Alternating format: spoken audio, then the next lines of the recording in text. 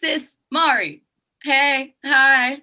Hey, man. It's time for episode 3 of season 2, and we are joined by, I think, 2 of my favorite people on this island that is still in lockdown a year later.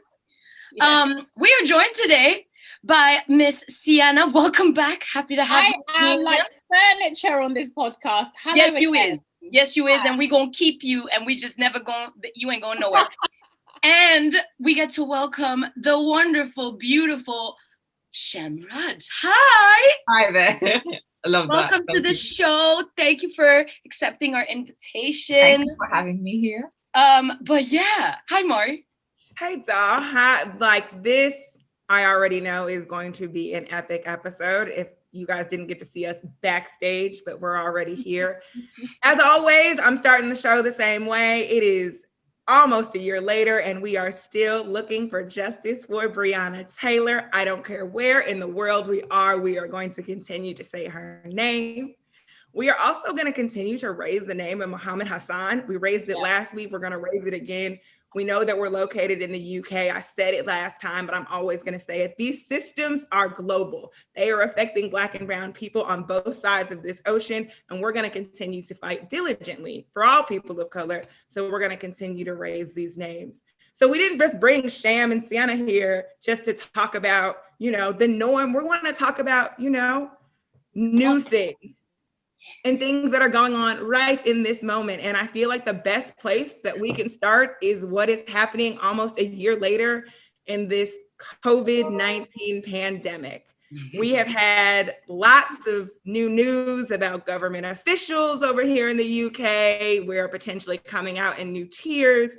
And really what I want to get at in this conversation is, how do we feel like COVID-19 has been affecting communities of color specifically? We know that we are the most at risk. We know that we are the most likely for death, but there are other nuances that are affecting our communities that I think it's important that we're all here and have a conversation about. So as we get started, ladies, I will hand you the floor. Tell us how you're feeling, what you're thinking, and we can get this going. Cool. Siana, do you want to go first? Yeah, I'm happy to start. How am I feeling? So yeah, always a good question. How am I feeling today to compartmentalize it? But like overall, I'm okay. Like I think there's something about it, you see the glimmers of spring, and I had a nice little short walk this morning just to get some almond milk. No, hazelnut milk actually.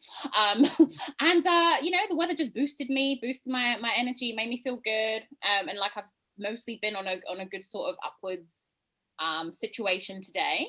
Overall though, yeah, man, the monotony is really a lot. And would quite like my life back anytime now. So I'm kind of there with everyone else on that, but today's been a decent day, a good day, and I'm happy to be among you folks as well this evening. Blessings. And Sham, who's joining us today as well, you're a community organizer as well. So like, would you like to, obviously alongside telling us how you're doing a year in, just in general, like even from your community organization kind of standpoint, how has that been? Because I know even with education, we've not had a single in-person meeting basically this entire time, just delivering what we could through the internet waves, as it were. So yeah, Sham, what's up? I'm good. I'm as good as I can be. We just today received the news, to be fair, that we lost one of our neighbors. Oh, no. So I think it's just the process of constantly having to realign myself and thinking, I'm grateful for my health. I'm grateful for my family's health. I'm grateful for our well-being. And I'm grateful that as minute as the progress is, I'm still seeing a progress in what's happening. So thinking about that. And in terms of the community organizing, it's been tough, man. Of course, we run a book club. So, we went from having in-face meetings, which was incredible, and having that personal connection from all walks of life in Birmingham, and especially like from marginalized communities, to then having to do these online Zoom meetings. It's just a bit hard, but I will say we've been able to have like people from all over the world join us. So California, Toronto, we had someone from New Delhi join us, Bahrain, like all these places in the globe where everyone has this shared consciousness of like raising class consciousness and building a movement from the ground up, you gotta take the good with the bad, I suppose. Yeah. Definitely. You brought up raising class consciousness, and all I could think about was the cronyism that has been happening over the past few weeks in the United Kingdom that has come to light. For all of our US listeners, you know, we recognize that WCAPS and this show are independent entities, and they are not reflective. What Mel and I say is reflective of Melina and myself, as well as our guests. Of course. But we would be remiss if we didn't talk about trying to think of the right word, the corruption, because that's where I'm feeling at the moment, that we've seen in the ways in which the UK government has dispersed its funds in regards to PPE, the track and trace app, and a myriad of other things related to COVID-19. We know that the health secretary, Matt Hancock, has now been found of giving projects to his friends and others and still not being able to produce the things that they were supposed to be provided, such as the PPE and the track and trace that I talked about earlier. And so when I think about communities of color in particular, I always harken back to people like Belly Majinga, who were not provided the proper PPE and died in a COVID world because of it. And so I know my heart thinks about our community as people of color here in the UK. And so I want to know, how do other people feel in this moment, knowing what we know a year later, that these were factors in our, I believe it's up to like 120,000 deaths. Gosh. I mean, you know, look, there's what else is there to say apart from the ruling classes stay destroying our lives? Bottom line, quite frankly, it's you know, again, I think it's always frustrating when you talk about these things, because you're kind of like, almost, what do you expect? But we should never be expecting this stuff. But what do you actually expect at this point? Like, look, Dominic Cummings, he stayed wrong and strong for a long time and was only booted out whenever Bojo decided, fine, we'll finally get rid of you. And, you know, part of me does think that perhaps Matt Hancock will have to leave at some point. But of course, it's not going to be when we want him to go, because, you know, the Tories make it very clear that whatever the British public, and this is like across race, when it, you know what I mean, like the broad working classes are taken for a mug in this country, right, by Tories, and actually by, I'm just gonna say it too, Keir Starmer. I'm really not sure. I thought that man is a Tory, but I'm just, that man is a Tory. But anyway, that's my personal opinion, not the reflecting anybody else's necessarily. That's my opinion. But yeah, so I just feel like it's, what did we expect, quite frankly? You know what I mean? And like, man's on radio as well in the middle of all of this, telling us to stay at home, telling us what to do. He's also booked his holiday to Cornwall, but then we were told not to do such things. None of it makes sense, guys. I did not know that thing about Cornwall, but yet I am not surprised. I will say I agree with you on the Keir Starmer point, because I expected, if anything, for like the opposition to see the outcry of like what was happening. The opposition leader stands for nothing, babe. He stands for nothing. No, but it's still, even in my head, I was like, come on, logically, for your job as the leader of the opposition, surely you're not going to go, no, I'm not going to call for his resignation. I'm just going to public health. He's an absolute agent, 100%. I keep saying this. I'm sorry, and I'm going to say it. I feel he's an op. So that's I really don't think he's just a spineless weak leader. Like, he wants to move Labour as far to the centre or the right as he can, and he's doing just that. Absolutely.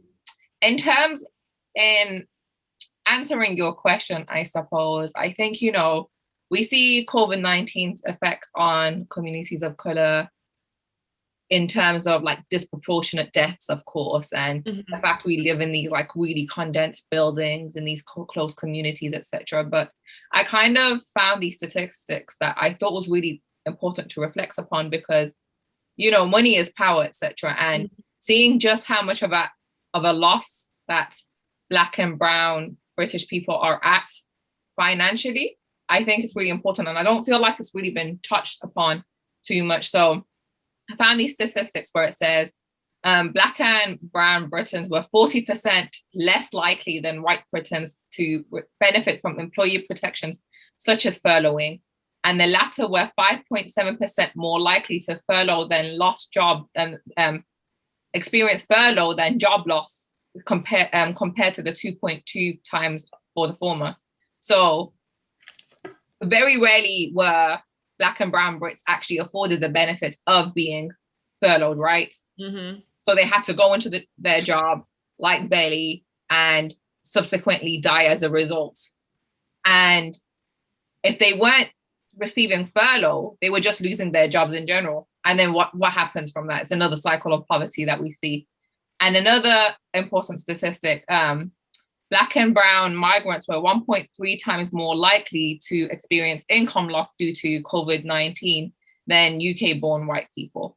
And those same Black and brown migrants were 2.3 times more likely to experience increased difficulty of keeping up to date with bills than white Britons. White Britons were 1.4 times more likely than Black and brown migrants to report leading a financially comfortable life during the pandemic, in contrast to the Black and brown migrants that were 1.5 times more likely to report experiencing financial difficulty. And at 1 in 5 born in the UK that felt that their financial situation worsened during the pandemic, it was a contrast to the 1 in 3 Black and brown migrants. So already, without even taking into factor the disproportionate losses of our communities because of COVID-19 and because of the government's lack of providing necessary resources for our communities, we're poorer than ever is a result. And what's that going to end up? It's just going to end up in, sadly, way more deaths. So the absolute corruption and evil that we have witnessed with this British government, like, it should never go unnoticed and it should never be forgotten, because time and time again, be it their response to COVID-19, be it their response to the Windrush generation, they just show that they really don't care. Yeah. And not only do they not care, but they want our lives at risk or at danger, or want us to be washing up on the beaches of the shores of Europe rather than ever leading a somewhat dignified life in the UK. Yeah. I want to sorry, go for it, Mari. No, ma'am, go. I just was going to say that, it's not as if, so obviously with this whole I guess report or whatever it was, the reason why I don't know what to call it is because it's not necessarily groundbreaking information that we got in regards to Matt Hancock, because we've been aware since the beginning even of the test and trace system that it wasn't actually very effective, or the, you know what I mean? Every initiative, the PPE, the lost PPE, the PPE that doesn't work, every step has been marked with criticism. And so it makes me wonder, and I'm not saying anyone will have the answer or whatever, but happy to get opinions. But it makes me wonder, do we basically let things slide until collectively we don't? In which case it comes out as a fat report in an article, right, written by an esteemed newspaper press ting, whatever. Or I just don't understand how. Obviously everyone did have that energy even back then, but this isn't I wasn't shocked when I saw it because we already knew this, It's who's the we though? Because you know what I mean? Depending on the we is who lets things slide. Our communities don't let things slide, but we're always fighting. We're always fighting for our rights. The working classes are always struggling. Black and brown communities are always struggling, always fighting. Even the BLM movements that we've seen, that this stuff is part of it, right? Who gets to do what, basically. So I think it depends on the we, in terms of the likes of, Boris Johnson, the likes of Matt Hancock and co. Of course, they're going to let these things slide because that's how it is. You know what I mean? There's one rule, and lots of people will highlight there's one rule for them and one rule for us, that kind of feeling, right? And just off the back of what that question, but also something Sham had said earlier as well, thinking about as well, not just the disproportionate effects of COVID-19 on our communities, but also thinking about the scapegoating that has happened at every stage. So whether it was blaming South Asian communities in particular for a raise in COVID numbers or whatever, or it's even now kind of the conversations around why people aren't being vaccinated or whatever, right? And kind of, although, that's a whole other thing, but without acknowledging and holding the fact that there's valid reasons why people distrust this government, thinking about the history of vaccination on Black people and healthcare and medical racism, right? But kind of framing it as, we just constantly, Black and brown communities need to be vaccinated more, and until that happens, you know, not everyone's going to be vaccinated, and so like the, you know, the thinly veiled kind of scapegoating, like these are all, and the patronizing too, actually, so these are all kind of part of that, I suppose. So who is the we that we're letting things slide? I don't think we let things slide, but what I would say is there is collective exhaustion, because how many times, like, how many times do we have to be negotiating with this level of wickedness and this level of like corruption, right? Talking about other people, corruption in other countries. But I always say this is, I mean, there's actually like a corruption index, right? And many years, like the UK has been in the top 3, if not number 1, actually. It's always just this kind of professionalized, sophisticated type of corruption, but it's corruption nonetheless. This is corruption. And actually, you know, I think I'd seen a tweet or some kind of Instagram post that talked about, you know, so it's okay basically for you know, toffs to steal from us, but, you know, and the only time we actually take action is if it's like someone who's working class, you know, is struggling basically, like, to put food on their table, then we've got a problem with kind of what does that look like. So it's always a different rule. I think it was just, I definitely didn't sorry, as in not me or anyone. No, but it's finding who's the we about what. Yeah, I think it just for me, like, it just seemed as if I guess I'm gonna restart, but essentially I think I woke up in a pretty violent way, to the extent to which you can have blatant misdirection of funds. Not misdirection. No, but like that go, do you know what I mean? That like go to place to people who like didn't actually like win the contracts. They're just mates with the guy who can give out the contract. Corruption. Yeah. And then it doesn't actually get brought up in like in a form of justice, like when it happens. It's essentially where I'm like talking about Harry and Meghan. Like there was a little, like, someone had posted about what was the top news of the day, and it was talking about Harry and Meghan, instead of talking about, they should have been front page news everywhere, and it wasn't. For sure. I mean, they're buddies with the owners of these newspapers. Of course, exactly. And I think it's also like, whenever I hear like this question of like do we just let it slide? I always think about the biggest mass demonstration in the world. And like in the UK, I think it was 2004, 2005, about 2 million people showed up to the streets of London to protest against the Iraq war, right? Because they found it deeply unjust. They thought it was a bad war. They had no business being there. As bad as Saddam was, this was, you know, leading to more loss of life, etc., etc. And the UK government took a while to respond. And of course, they only withdrew their troops when it was suited to their geopolitical needs. And then I think about how nearly 14, 15 years later, when it came time for MPs to vote on, you know, whether there should be an investigation to the Iraq war, it was a resounding no from so many MPs. And we're even talking about Labour MPs that try and pretend that they're actually on the left. It was a resounding no. So even though there was this like collective response from all walks of life in the UK, you know, it's like being an immigrant and seeing like my friends show me pictures of them being at that protest and thinking about me being at Iraq at the time. I think it's really, really cool to know that so many people showed up for that. It still doesn't do much in terms of making sure these MPs check their friends, I suppose. So there's only like, you know, there's only so much that mass demonstrations can do. And unless we, as dramatic as I sound, but I always say this, unless we literally burn everything down and start a whole revolution and work that way, there's no way that we're going to ever actually see that accountability.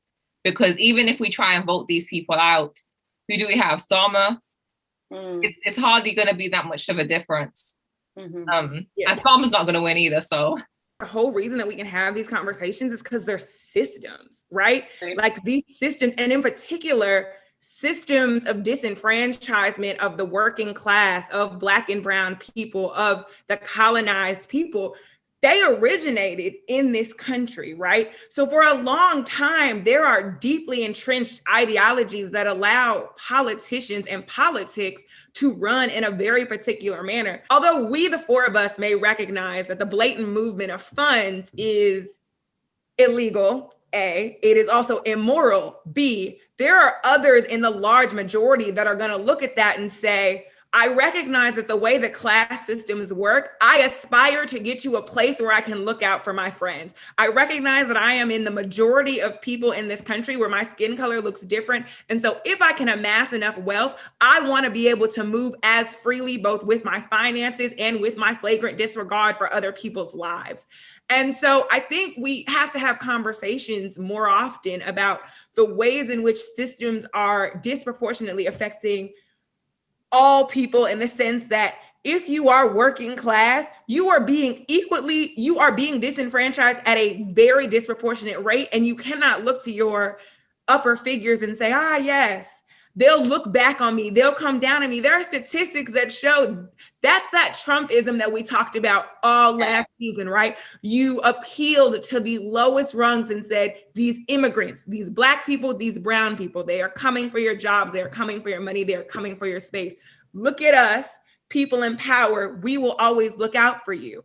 If we've seen one thing in this movement of funds and in this moment, in the way that this pandemic has affected people in the lowest rungs of society, nobody was looking out for you. But you were really quick to blame BLM when you said they were COVID spikes in the summer, not people on the beach in Brighton, right? So let's have a real conversation about the ways in which we use rhetoric to either scare people or either lull people to sleep. And I think that's what we saw and continue to see, in particular with the British media, in regards to this pandemic, because nobody's going to get this pandemic perfectly. I recognize that. It's hard trying to figure out health systems, no comment. But this probably is not the direction in which somebody should be hawking. Mm-hmm. And it's that exact scapegoating that Siana mentioned earlier, that leads people to not see just how corrupt and unjust this system is. Like, you'll have people who are completely poor but believe in the power of a capitalist system. Like, how are you a capitalist with no capital, right? No capital, I saw that. How are you a white supremacist when these white supremacists in power are making sure that you are further disenfranchised and getting killed in the South, etc.? It's this kind of like ludicrous hate that's been galvanized into people that makes them think, okay, yes, this is the scapegoat. They are the problem. Let's take out all our energy and our anger out on them. Let's take out the fact that we are poor and jobless because they probably taking our jobs. Meanwhile, the government is lobbying to make sure that these multinational corporations are able to take your jobs away to foreign countries for half the wage, if that's, for pennies on the hour, right? But it's that incessant need to scapegoat. We see it in all fascist systems. We saw it in Nazi Germany. We saw it in Mussolini's Italy. We're seeing it in Trump's America. We're seeing it in the UK today. It is what it is, man. It sucks. Sorry, I didn't know how to land that. I didn't know how to. It sucks. It's a looking sideways. I've said this before, and it's actually a Marxian principle, right? If you remember the pyramid of oppression, basically, and like we're on the bottom holding everyone else at the top, but you're not looking at those on your shoulders, on your head at the top. You're busy looking sideways. And that's it, right? That is like Trump 101 as well, right? Like the thing we have in common is we're white. And so that's all you need. You forget the fact that I am a multi-millionaire, billionaire, whatever. Do you know what I mean? As long as we are white, that's what we have in common. And so you do not want to then have unity between those on the same rung and actually different levels of that rung, lower rung. So it's they're looking sideways rather than looking upwards. But it's because it's deliberate, so that we don't understand we have like a shared oppressor actually, and it's more useful then to scapegoat, as Sham has said, and say, oh, it's like a Muslim woman that's your biggest problem, your biggest security threat, not climate crisis or not pandemics actually, right? Your biggest threat are people trying to find safety as migrants. So I love the idea. I mean, I don't love the idea because it sucks, but I do like that I guess kind of like metaphor or like visualization of looking sideways, because I always use it. It's helpful. That even just like because that's I guess that's just as much of like our sight naturally just kind of goes that way, and so it just feels the most natural. But I think I humbly accept. I'm not even saying I've been put back in my place, but I will take on the lessons I learned today.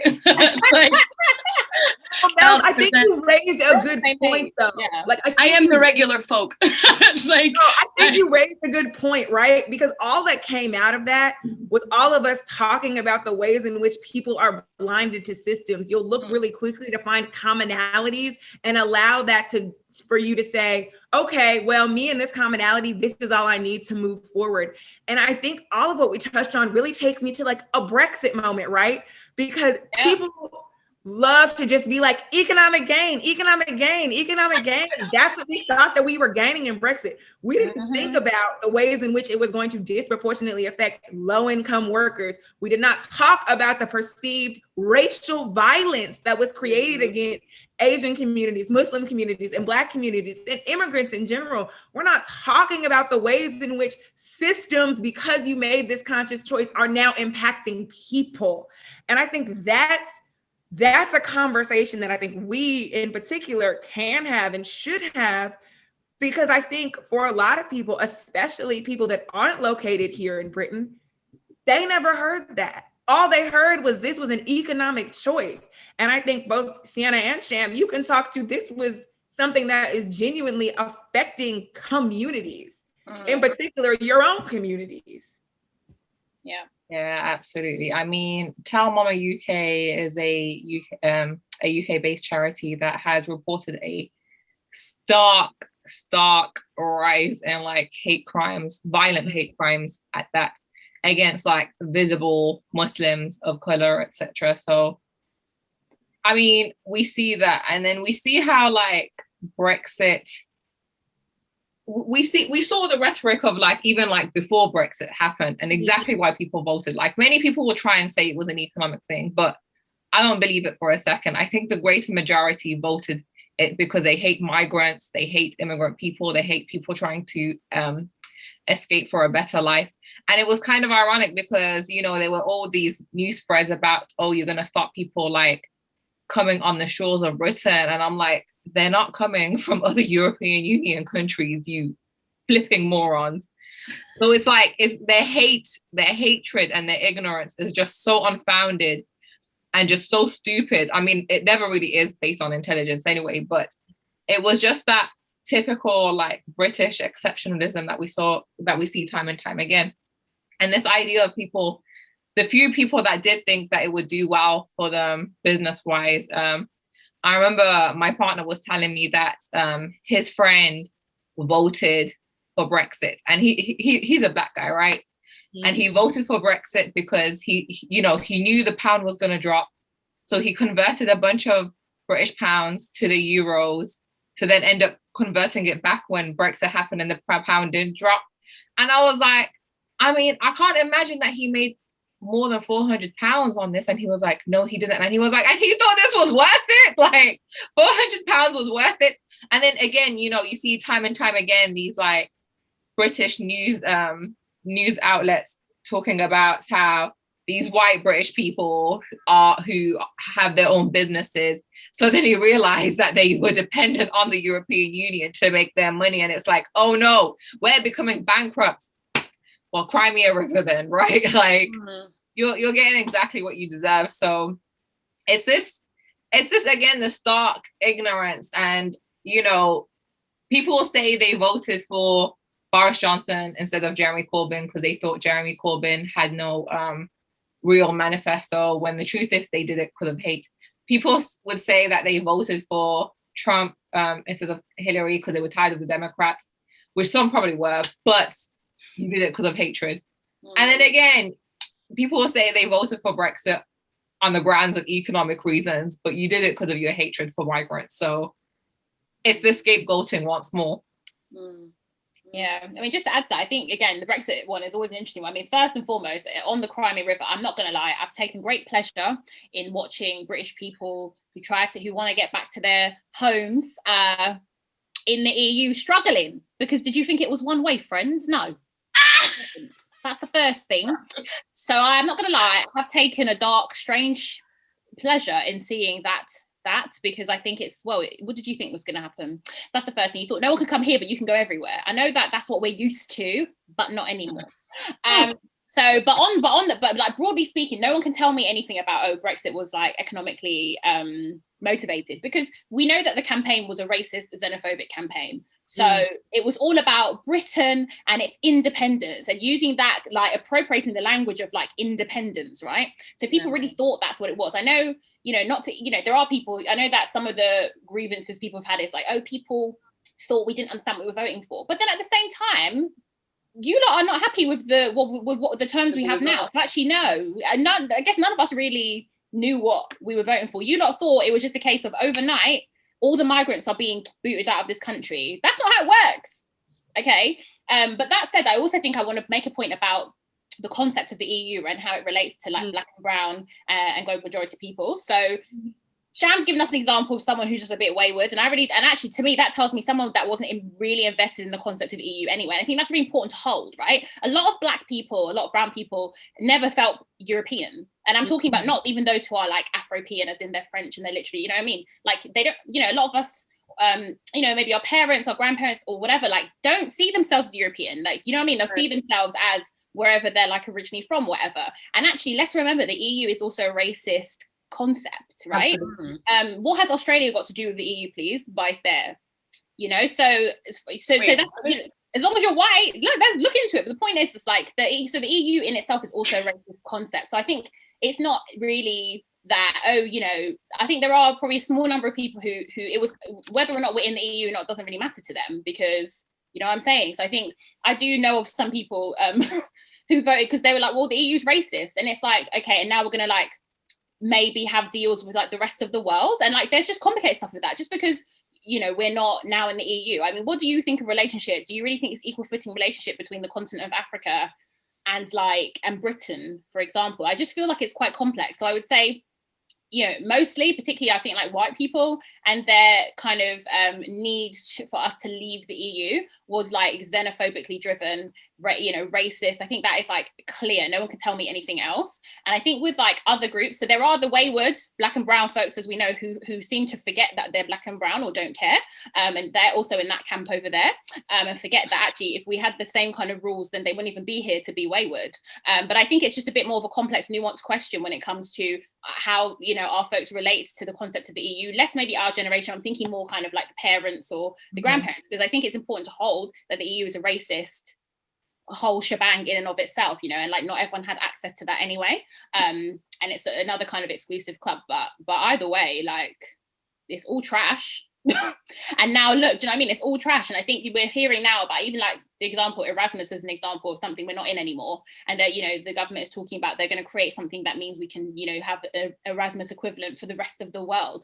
I'll wait, let's see. I'll wait, because I really don't see anything. I don't see that. I don't really think I'll wait, let's see. But I just think for some people, they didn't have the relationship or the investment emotionally or whatever in the concept of the EU anyway. And so it was a bit like, yeah, for £400, I'm cool, I'll vote this way. Because for some people, and it's also like when some people sometimes vote Tory, and it's like, well, that I think it speaks to the aspirational thing that either Murray or Mel had spoken about before, that some people, we get told that, well, a sign of you doing well, right, is like you vote Labour when you're poor, basically, and then when you have a certain amount of coin in your account, you vote Tory, and like that's just really messed up spiel as well that we hear, right? So that's just to throw in and complicate things a little bit. Well, you really got us shook with that Australia comment. I'm not gonna lie. I had to quickly Google because I was like, what? But yeah, no, they are like, the EU is Australia's second largest trading partner. So clearly, like there is a big relationship, and obviously being the designated European on the panel. I mean, I can't, it's funny because obviously growing up, I don't know. For me, it's not even that I don't have an opinion, but I just feel like I don't know enough about how the EU operates to be able to like really have a strong opinion and like stance in my opinion, because I also grew up obviously when it was created, and thus like I don't remember using French francs, but I was there when we still used it, right? So my whole life has been in euro, and so it doesn't, obviously I don't see necessarily like bad things associated to it, because like I've never had any issues because of it. But then the Greek bailout and stuff happened, and all of that, and then I was like, that's kind of, I'm not gonna say they're holding anyone hostage, but like this is not a good look for a union that was created to like make sure that there are only peaceful times in Europe from now on, to like avoid anything like I mean, not obviously it wasn't solely created for that, right? But like part of the biggest main argument for like why the EU is so good and necessary is like, oh well, that has literally eliminated like any sources or causes of war, blah blah blah. So yeah, human rights like rules that we all at least like agree to, right? And I think like, to not get me wrong, I'd rather be in the EU than not. Let's make it like right. But like with your, I think with your identity, obviously, you know, whether you identify as Afro-European or not, but like you are French, and I think there's something about geography, like where, you know, Britain is not geographically part of Europe anyway. I was gonna say, I think that's matter as well. Yeah, that's always been the like not the rhetoric or anything like that, but like that has always been like from the European perspective is that idea of like, well, I mean the British are here because like they're here and like we're same area and you know we got mix and matches and blah blah blah, but like realistically like they're on their island and they're doing their thing and then so it was like, but then Brexit happened, I was like, oh Jesus no. And then it's just and now I'm like terrified that, because France, I mean, it's a small caveat, but I feel like we need to, but like France is currently going down a route that I don't like. And I am terrified in terms of what's going to happen. Down a route that nobody likes though. Well, no, and the idea of like, oh yeah, so since there has been like yet another like extremist situation and blah blah blah, we're now going to have mass surveillance over mosques. I'm like, so if some Orthodox Christian had come through and killed every woman because every woman he sees is like someone, a not holy woman, shall we say? I was about to drop some words. Hey, Jesus. Girl. But you know what I mean? If that had been the case, are we now going to surveil Catholic churches? Are we going to stop celebrating Lent? Are we going to stop celebrating Christmas? We're going to do all these things. And now, you know what I mean? Like there's no, what's the word? It's no secret that like Marine Le Pen and her entire National Front and stuff, they're heading in a direction of like Frexit. In a sense, right? They're also kind of advocating for that freedom and that independence. And I am now collectively just worried about Western Europe, because if we, God forbid, 2022, we literally have like National Front and Marine Le Pen as president, right? Like, please, God, Jesus, please, if you hear any of my prayers, let this be the one. Right? I'm full. But if we have her in power, we somehow still have Boris Johnson also in power here. Like, what kind of society are we going to live in? Because we've already got issues with like not teaching anything that's not capitalist materials in school, in it. Mm-hmm. Mm-hmm. Isn't that a thing? Yeah, it's illegal here. Mm-hmm. Right. So what happened? So we just spent a whole year locked inside, right? Where people are now like, I mean, some people, again, let's not overgeneralize, because that would be also giving the benefit of the doubt to a lot of people that probably don't deserve it. But you have a lot of people who are getting woke from being stuck in a flat or in a house, like for the last year, who are starting to see kind of like, that's kind of messed up. The fact that like the minister just handed out all these contracts to his mates. And that's kind of, there's all these different things. Like if they're setting up, basically what I'm getting at is, if we're setting up rules and laws and legislation and like a new norm that is basically anti-criticism and very focused on like surveillance, because that was also an issue with COVID here, wasn't it? That people were like, I don't want a test and trace app on my phone that's going to track me, even though like you have an iPhone, you're being tracked.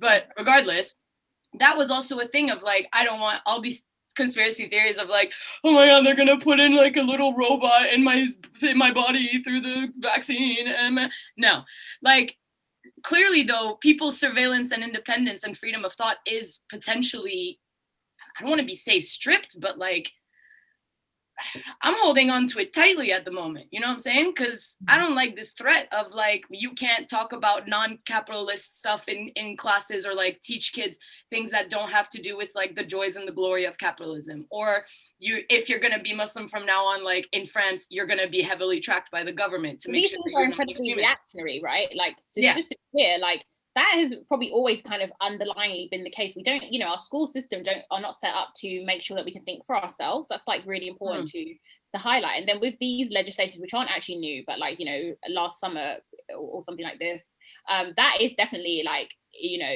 a sharp reaction to BLM, to like a number of things. Because when you say you can't talk about capitalism or anything anti-capitalist, what does that mean? You can't talk about colonialism, you can't talk about racism, you can't talk about like a number of issues, right? And that's the whole point, right? And so it's part of that. It's not even about freedom of expression. It's literally to make sure that people are not equipped, young people who are not equipped to be able to criticize this government, to criticize the systems that we live in. So again, like, as you say, well, of course, we're always surveilled, right? We willingly give our data out on social media, whether we like it or not. We have these phones, But that said, that it's still quite an active reactionary measure, right? To be like, we are going to surveil, we're going to do this, we're going to do that, we're going to do the third. And so, of course, how does that then, why would people then decide, like, the small things people can hold on to, whether it is, you know, very silly to think that someone's going to put a camera in you through a syringe, but that said, as much as it's quite kind of wild, those who have like genuine, legitimate concerns, it comes from this place of distrust. And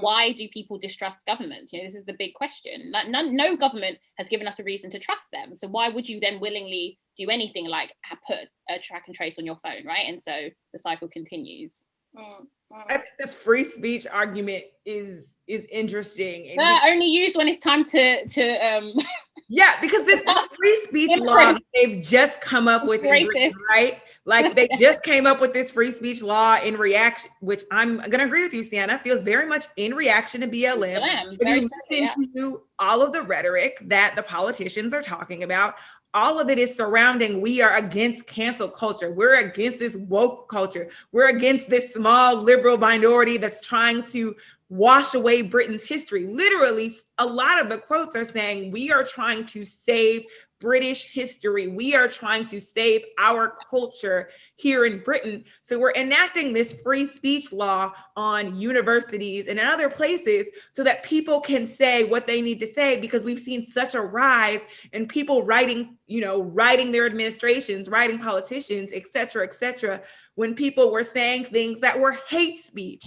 And I think that's the clear qualm for me, is that there's that the moment here is that the government is throwing around this woke word and this cancel culture, which also it's really cringe. Can I just say, like, I saw something that made me laugh. It was like, we need to create like our own word that they can then steal and use, and we know it means nothing in it. I was thinking to myself, really cringe that you've stolen woke. I can't use that term or that word. It's really cringe, because why are you using it the way that you're using it?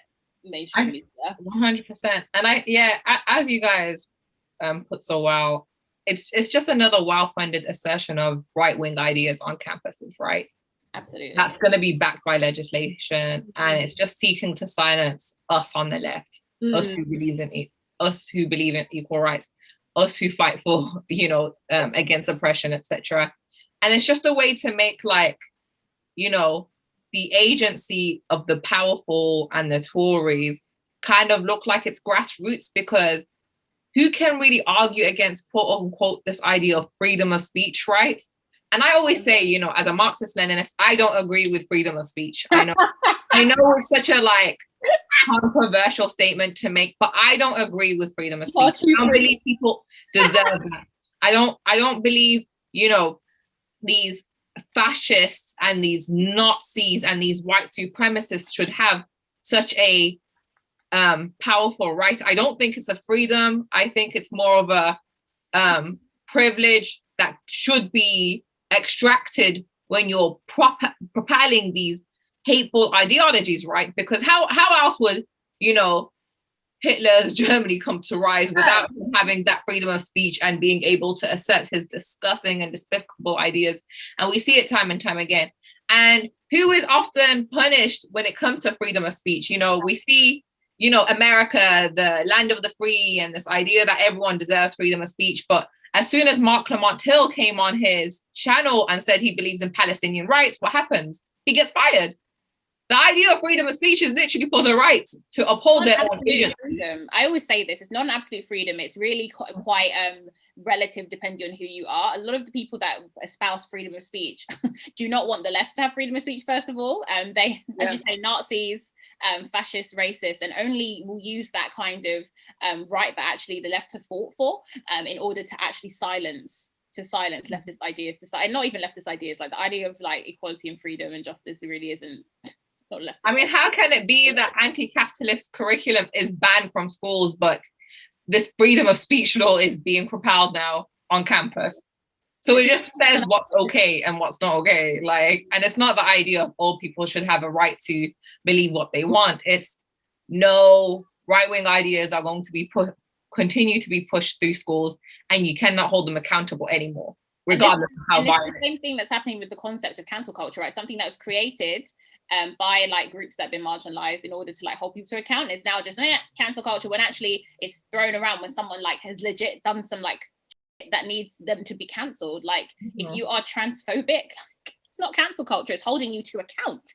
But again, people misusing very quickly and misappropriating terms, and actually like deliberately for their own agendas, right? Yeah, it's interesting.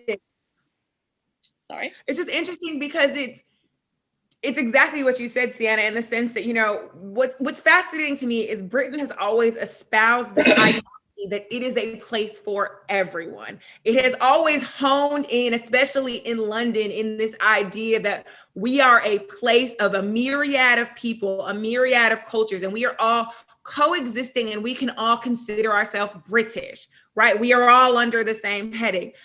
But the reason in which you decided to enact these free speech laws, the reason that you've decided that you wanted to come back so hard against what is British history is because people have called into account, you took a bunch of artifacts from places that you colonized. People of color in this country are no longer going to sit idly by when they are being systemically oppressed on the job front, on the healthcare front, on the education front, you name it. And now it's problematic that people are actually using their voices in a manner in which to speak up, not just for themselves, but for any disenfranchised population. Because as we know, when you raise up the lowest rungs of society, everybody benefits. But for everyone to benefit, people in power have to relinquish some level of power. And so it's interesting that you want to be both the purveyor of all this freedom and you want to be the exact opposite of what you see in other Western countries, but at the same time want to be so insular and so dog-headed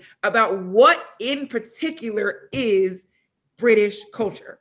But that's so classic too, though, because like real talk, there's always this question of what is British culture if you were to take away everything that was stolen. Real talk. And that is like your teeth from the Scots, your teeth from the Irish, from the black people, from brown, everybody. So what is left? And that's what I really would like to know, because we're forever asking that question. And that's why, you know, people are like, we're not going to return the artifacts. We're not going to do this, that, because really, what's left apart from the ground itself? And even then there's questions, you know what I'm saying? So I think, so I just like fully agree with you, Mari, basically. I just feel like, you know, like I said, freedom of speech is not absolute. And I think it's always like weaponized, basically, when those of us who are espousing certain ideas, all of a sudden, then that's not the type of freedom of speech that we want. But when it comes to fascist views, white supremacist views, Nazi views, everyone has a right, you know, everyone has a right to their opinion. These things aren't mere opinion. Right? They're not mere opinion. I like to think of it as, sorry, I hate go. I like to think of it as like, you may have freedom of expression or speech or whatnot, but you're not free of the consequences of such. Exactly. And you're also, and that's also, it's not my, so if you want to, like, it's not, you're not free to espouse those views on my platforms either. You're not free to espouse those views on spaces I've created, and you're not free to espouse those views on spaces I've curated for myself. So I'm free to block you. Yeah, no, exactly. Blah, blah, blah, blah, blah. Blocker. But no, exactly. I think it's exactly that. And even when I say like freedom of consequence, like, unfortunately, just like everyone highlighted tonight, it's that actually, no, there are people who are free of the consequences. And probably it's the rest who don't go along with the ideas that need to be perpetrated that don't. I don't know where I was going with the end of that sentence, but basically, not everybody is free of the consequences, although we all have freedom of speech. Jesus. And who gets cancelled the easiest? It's always going to be black people, brown people, dark skin. Yeah, 100%. Like, for the same thing, you know what I mean? Like, you know, folks, most of the time, white men are like Teflon, bounce back, no problem. 100%. Bounce back. And we even see some people on the left propelling this idea of how bad, quote unquote, cancel culture is. And when we talk about cancel culture, like, what effect has it really had, as Siana just said, when white men get cancelled, they come right back with new job opportunities, and sometimes even more, in my opinion. They're cancelled by, I think, unless they're cancelled by the establishment. Yeah, no, like even just in terms of like if we think of, because I mean, for me, the first big person to be canceled was like probably Harvey Weinstein, and it's, you know, because it was just like big name and hella women coming forward and stuff, like that was scary, I'm not gonna lie. So it, you know, he hasn't done anything publicly or anything like that, but again, he's in jail. Wait, what, he's not been to jail? No, he's in jail. Yeah, he's in jail. Yeah. So that's all I was like, wait, what? but like the thing is, right, it almost makes me wonder, like, what would have happened if the women that came forward weren't the ones who did, and if it had been like I don't want to say exclusively women of color, but like, yeah, what if it had been? They did come forward. Remind me, I might be wrong, but didn't Lupita say? I feel Lupita had come forward and said something, and there was a whole thing around how he didn't even bother to engage with that, because it was almost like, oh please, as if I would even with really a dark-skinned Black woman. Like, I vaguely remember that being a thing as well. So, you know, but obviously it was mostly white women, but you know. I mean, if we like 100%, if it is usually victims that are Black women, we see a completely different response. For any real, and people for a long time had been talking about R. Kelly, but took 30 years. It took a long time. And again, even then you had the statements of, well, why are we only talking about R. Kelly? It's like, we should be talking about the others as well, but like, yeah, we're going to talk about R. Kelly, but you know what I'm saying? But it's like, oh, Black women, Black girls don't deserve justice. Yeah, and I think like, as we're coming to, unfortunately, the final moments of our time. Every time we get heated, we are coming towards the final moments. But I think the things that I think I want people to take away, and I want to give you both an opportunity to give your final thoughts, but I think the things that people should take away here is that everything we discuss were systems issues. Everything we discussed were the ways in which systems are disproportionately affecting Black and brown people, working class people, immigrants. And it was easy to draw such correlations between Europe, between the US, because the capital W West has systems that are so deeply entrenched throughout all of them. It is very easy to find these moments of intersection. So when we're having this conversation, those are the things that people need to be thinking about. And with that, I want to give our guests like an opportunity to give their final thoughts. And I just want to say thank you again. Sham, you want to go? Yeah, thank you very much for having me here. It's been so much fun, and I love what you guys do. But in terms of final notes, I think, again, as you just said, the things we're talking about are systematic issues. And the best way we can fight against that right now, if people can't afford a revolution, that is just support your local grassroots organizations, you know, support your local mutual aid programs, get involved as best as you can. And if you don't have time to get involved, just pay what you can, I suppose.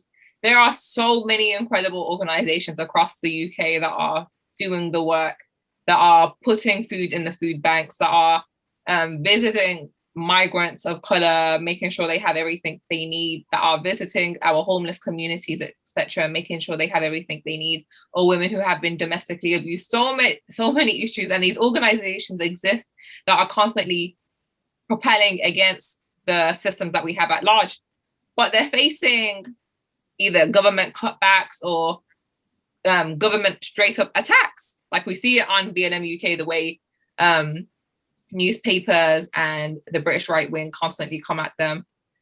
They do the same with all these different organizations, because what more can they do to show that they hate the poor, etc., or hate Black people, or hate brown people, etc. So I think that's the best thing I can recommend for everyone. Join your local grassroots organizations and get as best involved as you can. And make sure to check out A is for Activism.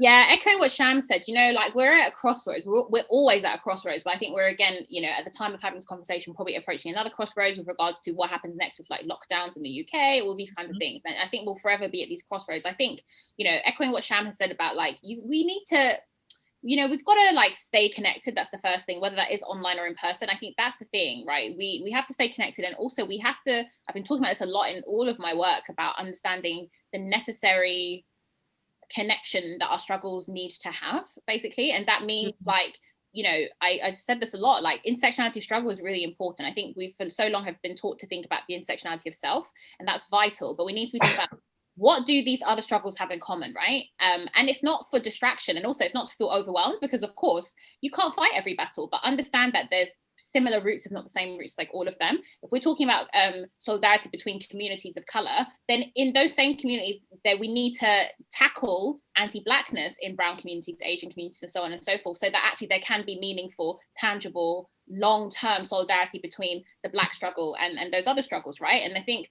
you know, there's all those that work to be done. And but as Sham has said, there's lots of like local groups doing their thing. A is for Activism. Like I couldn't even begin to list. There's so many, and I think the internet can be used for badness, but also there's plenty of good out there. So I just feel like get involved. I think the main thing is that you need to connect with others at this point, otherwise you will feel quite isolated.